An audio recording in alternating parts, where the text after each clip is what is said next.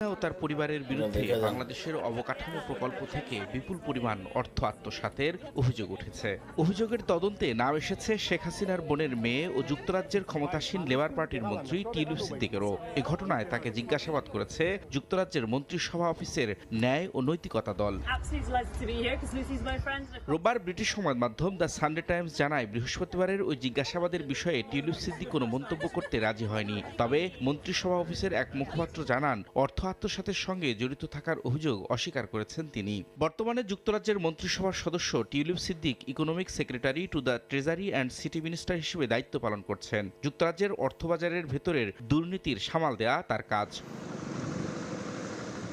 অভিযোগ উঠেছে রাশিয়ার সঙ্গে 2013 সালে যখন রূপপুর বিদ্যুৎ কেন্দ্র নিয়ে আলোচনা হয়, তখন এতে মধ্যস্থতা করেন টিউলিপ। যদিও ওই সময় তিনি ব্রিটেনের কোনো সরকারি দায়িত্বে ছিলেন না। টিউলিপ সিদ্দিক ছাড়াও অর্থ আত্মসাতের অভিযোগ উঠেছে শেখ হাসিনার ছেলে সজীব ওয়াজেদ জয়